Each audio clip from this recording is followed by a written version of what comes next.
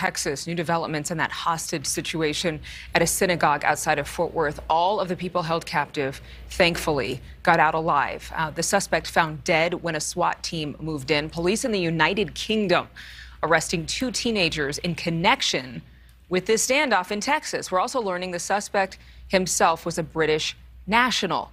Marky Martin live outside that synagogue in Colleyville with more details and kind of connecting all of the pieces as this has become an international investigation. Marky? It has. Good morning, Adrienne. And you know, authorities in England are not releasing the names of those 2 teens that they have arrested. They're not even divulging why they are questioning them right now. But of course, as you know, just yesterday, the FBI identifying the lone captor here at the synagogue as Malik Faisal Akram, a 44-year-old British national, and it still remains unclear what his motive was. The congregation Beth Israel in Colleyville, Texas, is still considered a crime scene.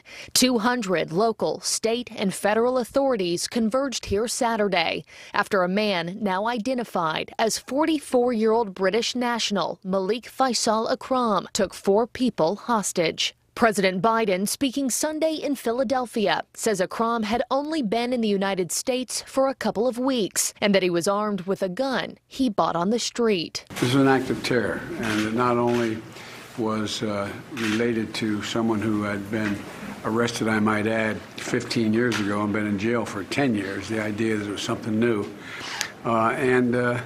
They did just a great job. Hostage negotiators from the FBI kept in constant contact with the suspect. Rabbi Charlie Citron Walker says the man grew, quote, increasingly belligerent and threatening. He credits the training he and the other hostages recently received for a situation such as this as helping them escape unharmed.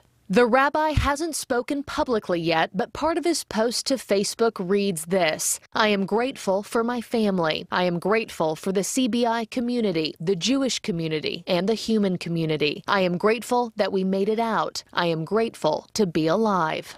The gunman entered the synagogue during weekly Shabbat service that was being live streamed. He could be heard ranting about the release of Afia Siddiqui, a Pakistani neuroscientist serving 86 years in prison in Texas on a 2010 terrorism conviction. The FBI says it's not clear why he targeted the synagogue, but that the danger is now over. I do not have any information right now that indicates that this is part of any kind of ongoing threat. And we spoke to Stephen Hayes, a close friend of Rabbi Charlie's. He says when this happens to one member of the Jewish faith, it happens to them all. How does it make you feel?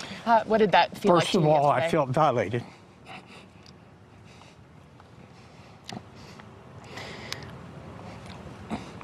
To know that any Jewish individual anywhere is affected by anti-Semitism and hatred affects the whole community.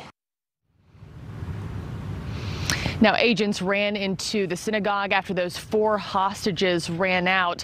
And we don't know actually at this time whether they killed Akram or whether he took his own life. Akram's brother speaking out yesterday saying his brother did suffer from mental health issues and also had a criminal record. Adrienne. All right, Marky, thank you so much. And we will be. Thank you so much for watching. Make sure to click on the red subscribe button below so you can get more of NewsNation's fact-driven, unbiased coverage.